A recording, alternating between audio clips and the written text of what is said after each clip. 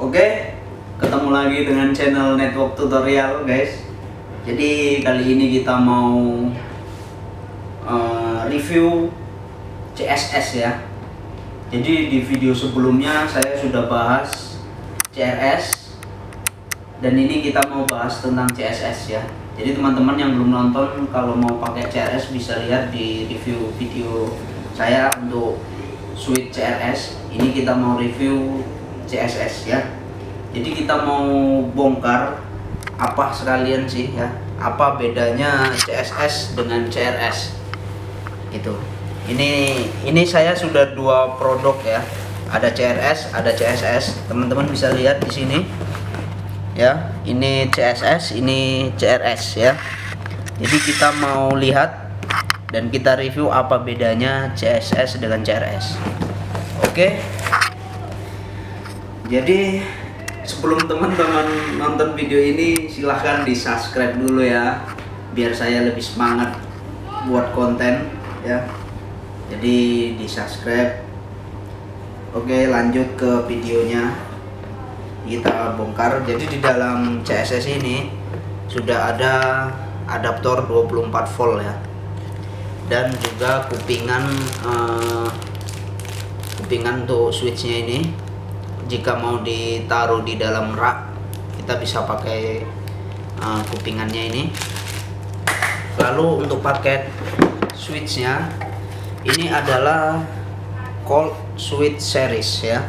Jadi CSS dengan CRS itu bedanya, kalau CSS ini dikonfig melalui web browser ya. Kalau CRS dikonfig dengan menggunakan router OS ya. Jadi itu sedikit perbedaan CRS dengan CSS gitu.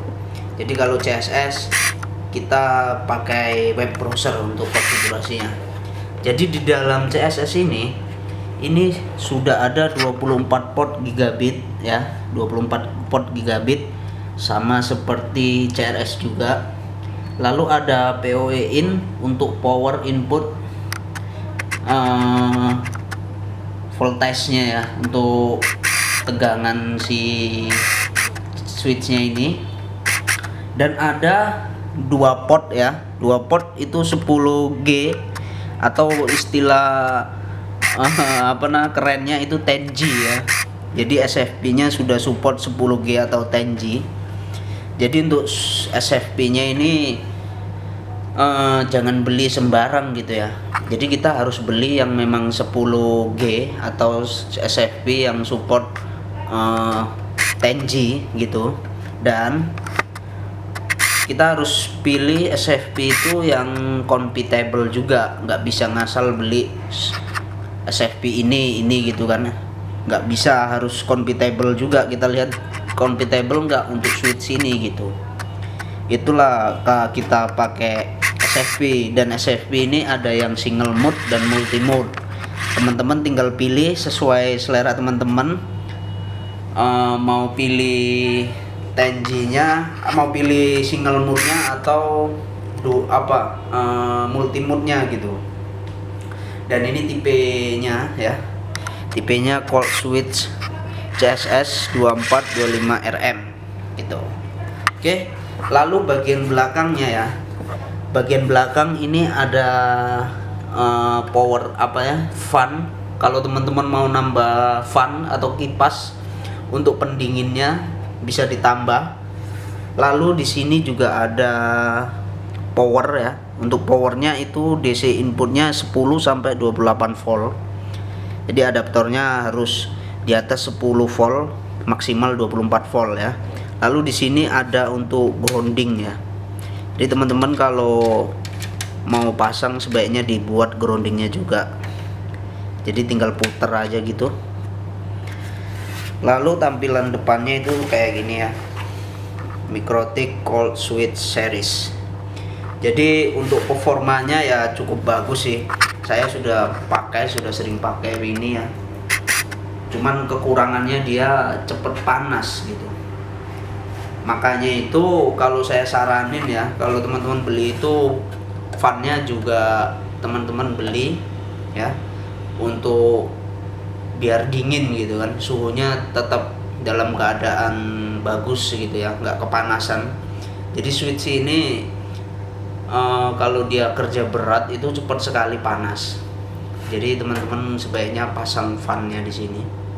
Jadi fan-nya ini sudah nggak include, kita harus beli terpisah gitu ya.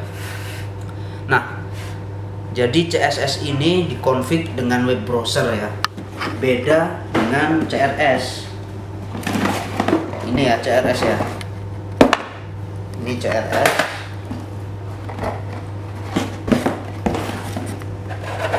Ini CRS. Sorry, ini CSS, ini CRS. Jadi kalau CRS itu ya, ini CRS. Ini CRS dikonfig dengan router OS atau seperti kita konfig router mikrotik biasa. Jadi konfigurasinya seperti tampilannya ROS, tapi CRS ini bisa kita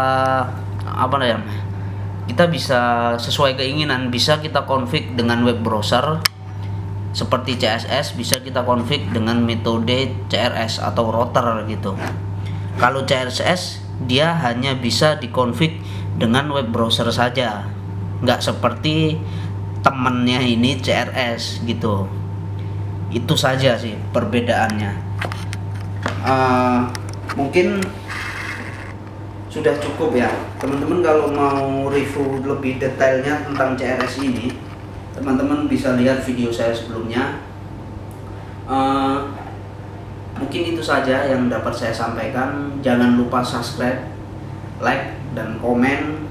Kalau berkenan bisa di-share agar teman-teman yang lain bisa tahu ya. Saya ucapkan terima kasih sudah menonton video ini. Assalamualaikum warahmatullahi wabarakatuh.